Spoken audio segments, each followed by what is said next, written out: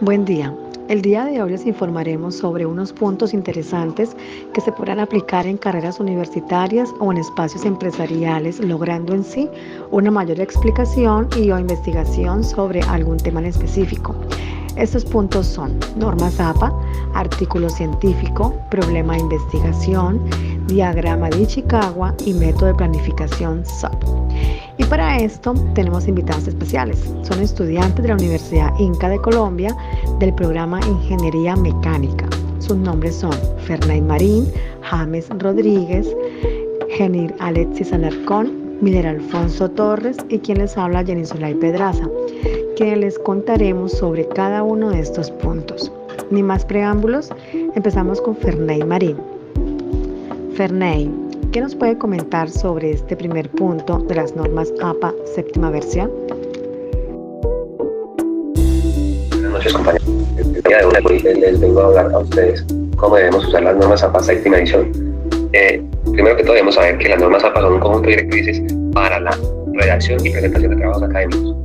A continuación les voy a hablar de los aspectos más importantes, ¿cierto?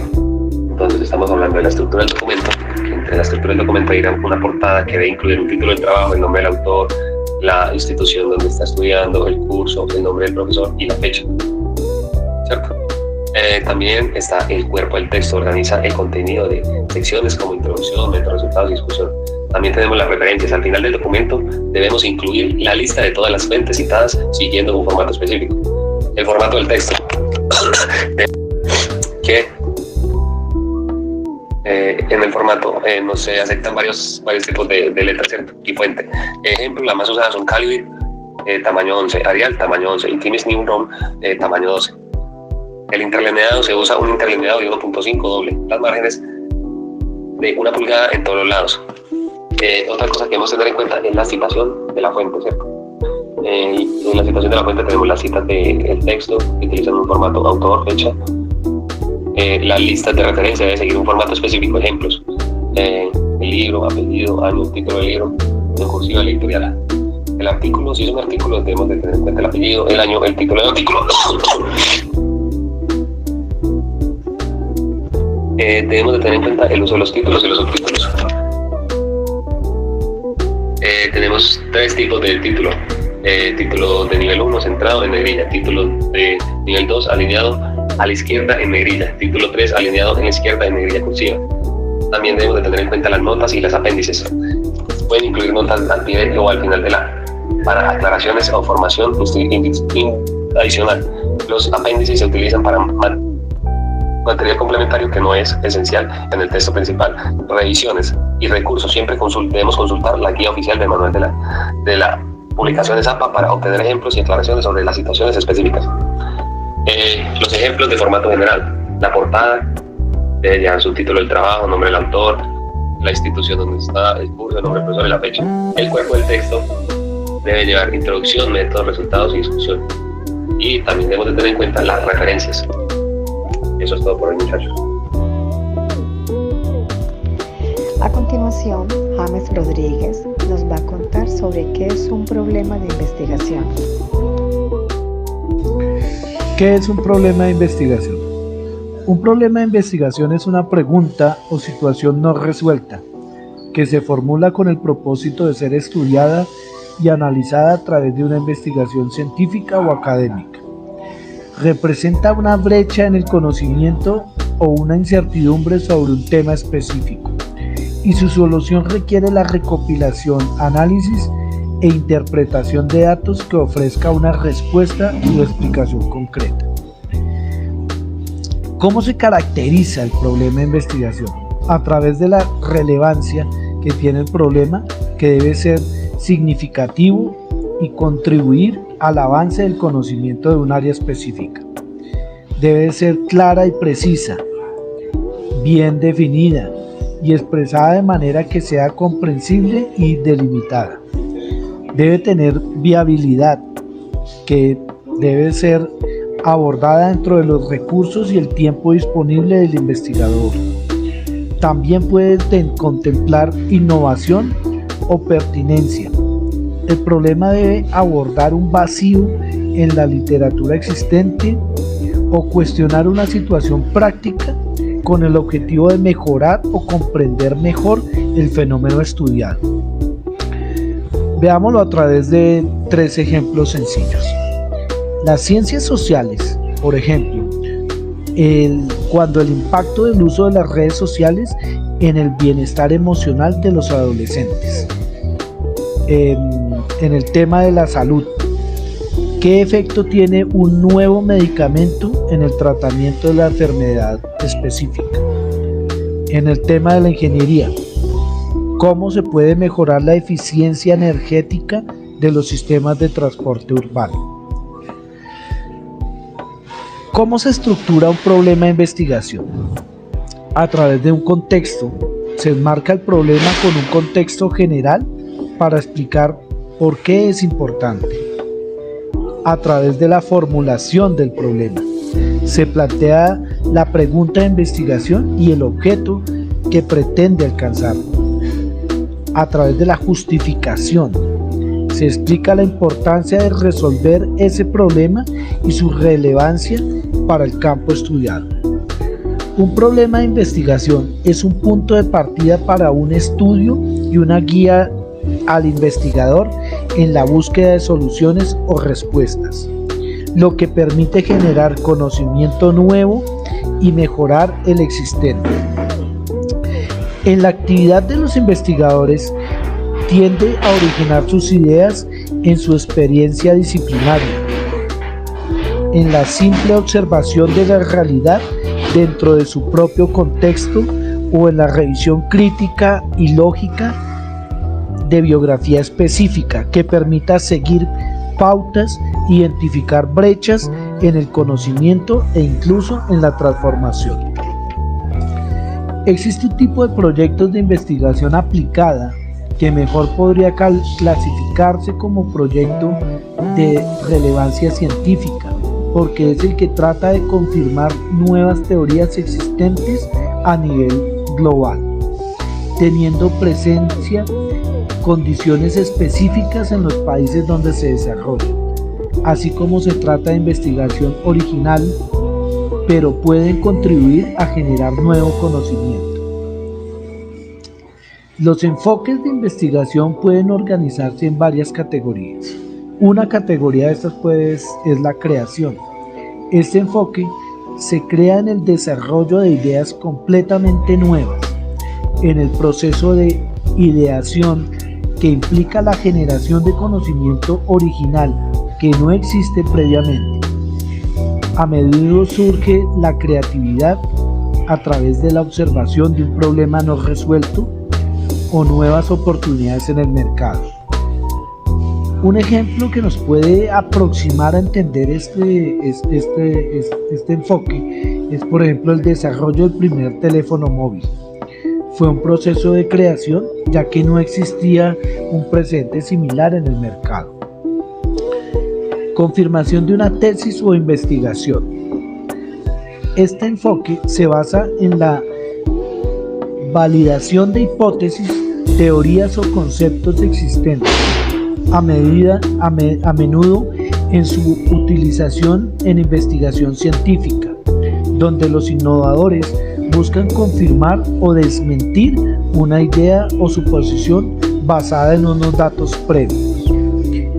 En este caso, la innovación es tanto sobre la creación o algo nuevo, sino sobre la comprobación y mejora de lo ya existente. Otro sería la combinación entre investigación y desarrollo.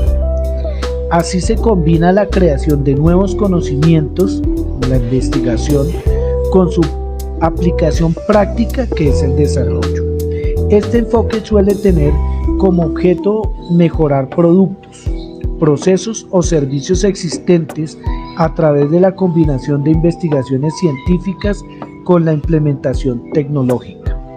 En particular, es muy común encontrarla en los sectores de la ingeniería, la biotecnología y la informática. Muchas gracias. Ahora, General Alexis nos hablará sobre qué es un diagrama de Chicagua.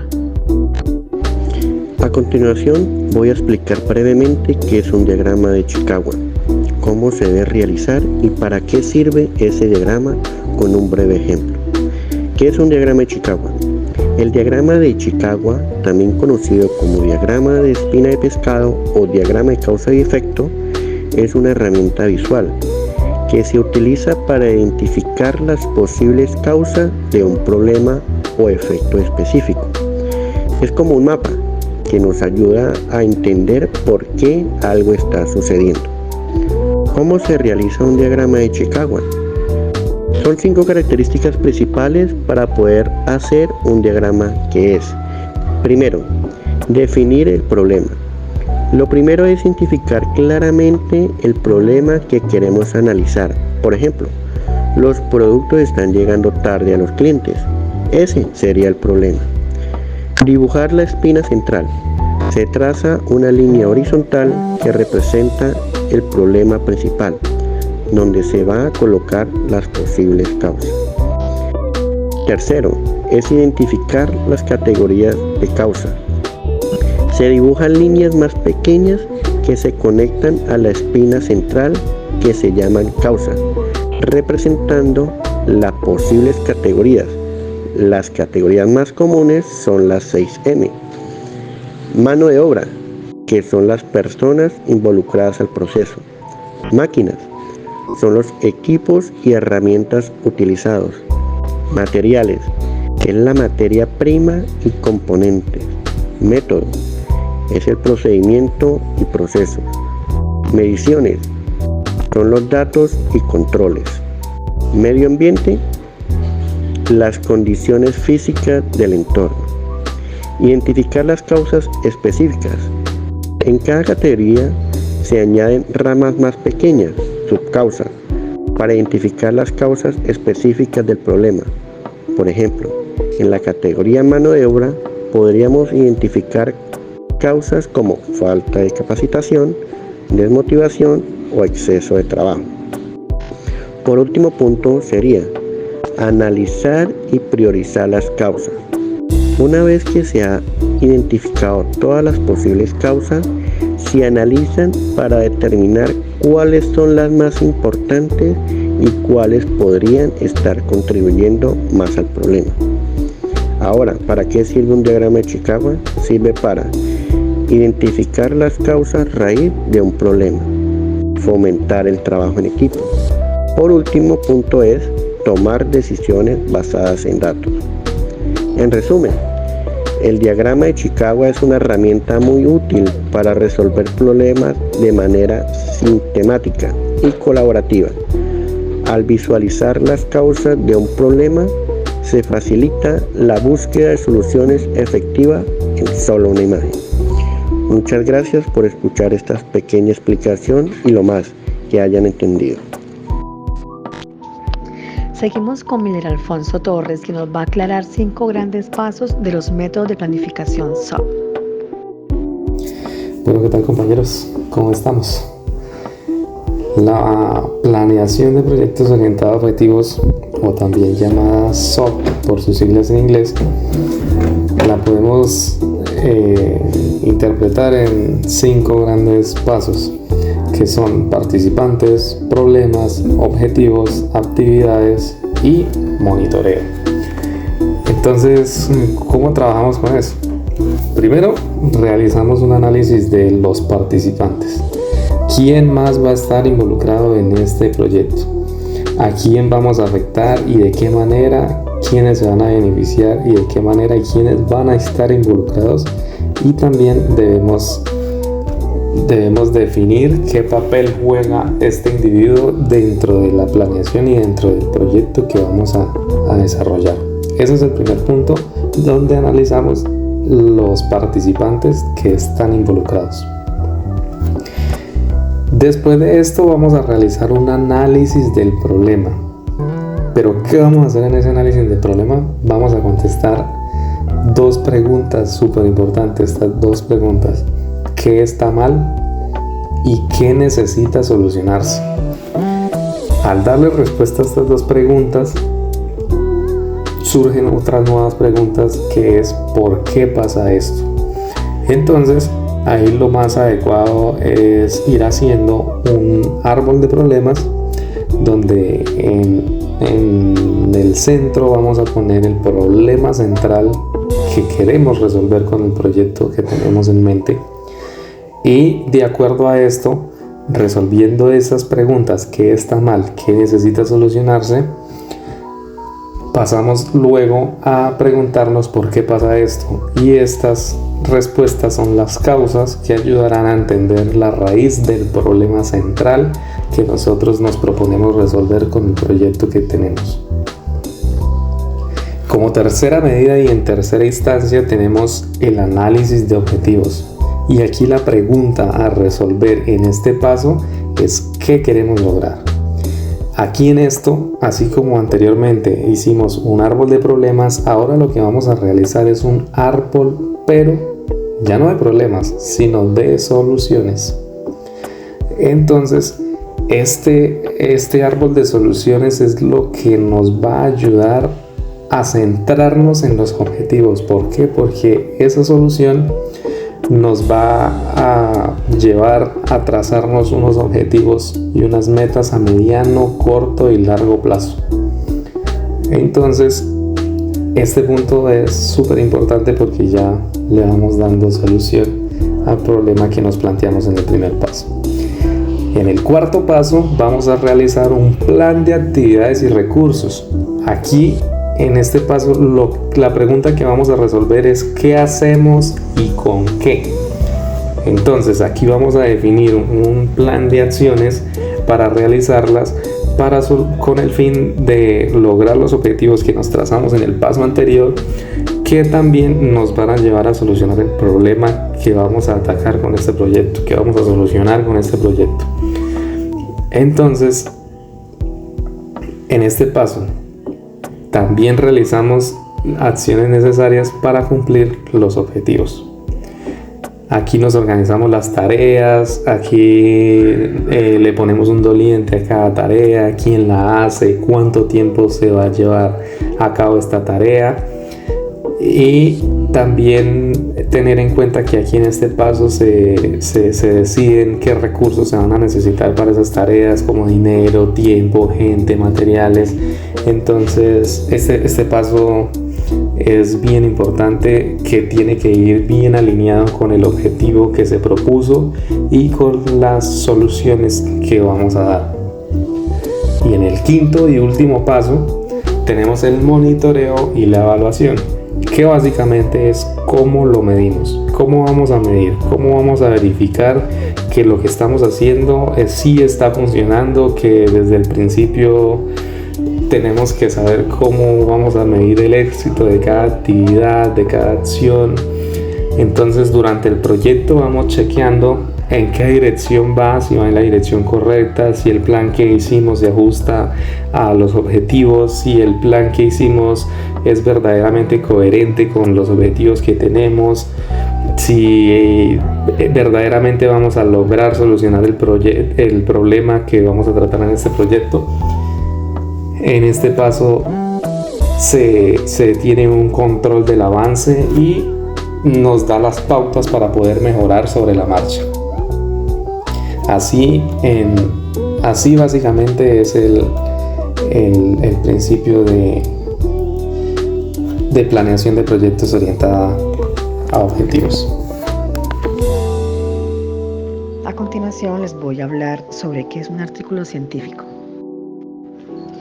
En primera instancia, a la persona que le gusta la ciencia y leer como tales temas científicos, un artículo científico es el tipo de documento perfecto para que lo disfrute, ya que es un informe escrito, original, y su finalidad esencial es comunicar los resultados por primera y única vez de las investigaciones, ideas y debates de una manera clara, concisa, validada y fidedigna, ya sean parciales o finales, con la comunidad académica. Les comento que para que se pueda publicar, este debe ser chequeado por uno o varios pares académicos. ¿Esos quiénes son? Son personas que saben lo mismo que yo estoy investigando, y la intención es convencerlo de que mi investigación es real y así garantizar la calidad, que son resultados validados. ¿Con eso qué quiero decir?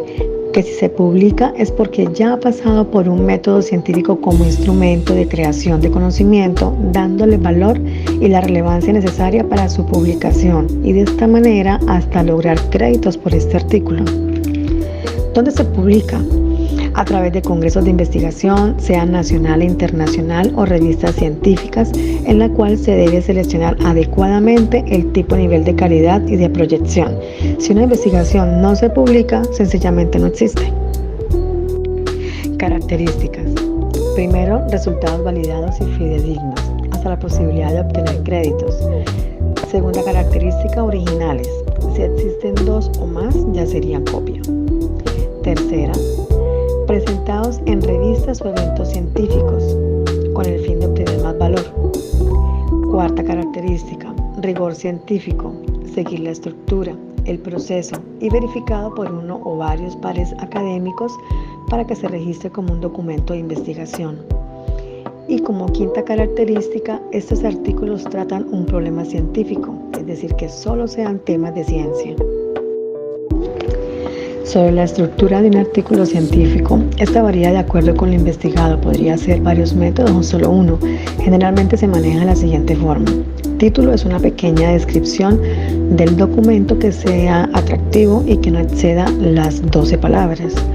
Autores, algunos artículos son anónimos, a veces un mismo autor realiza varios artículos donde incluye el correo electrónico formal. Resumen lleva un poco de introducción, método, pregunta de investigación y parte de conclusiones. Esto es lo primero que se consulta para saber si existe interés por parte del lector o si es un artículo pertinente lo que se está buscando. Máximo serían 150 palabras dependiendo de la revista. En cuanto a palabras claves, son términos principales que se abordan en la investigación y fáciles de encontrar en internet. Algunas veces son 5, otras veces son 7 palabras.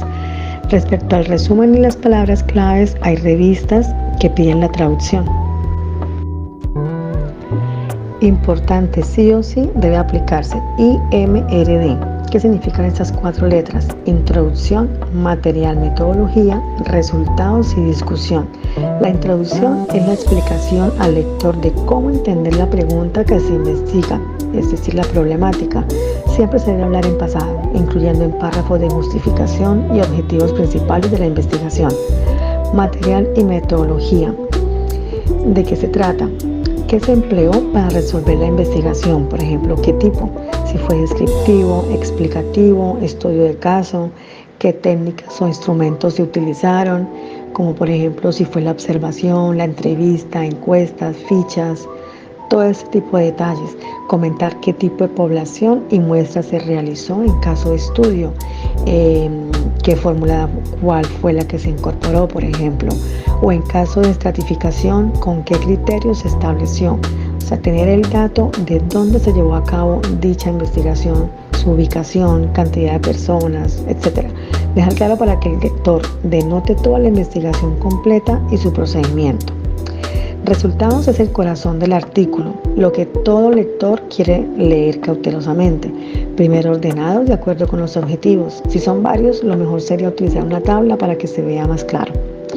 Discusión. Comentar como contraste sobre el resultado de otras investigaciones frente a los obtenidos en mi investigación. ¿Existirán coincidencias, por ejemplo? ¿Habrá diferencia entre ellas? Son preguntas que no se podría realizar.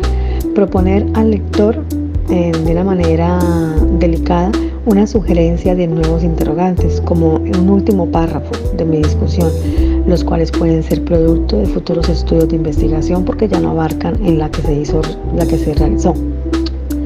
Conclusión pequeña donde se demuestra que se responde la pregunta del trabajo de investigación y lo más importante que se obtuvo. Sobre referencias bibliográficas, estas se deben anunciar con las normas APA de una manera ordenada alfabéticamente, de todos los materiales, métodos que se utilizaron, antecedentes de la discusión, para darle créditos a los que aportaron en la investigación como tal. Muchas gracias por escucharnos, apreciados oyentes, y nos veremos en un próximo podcast.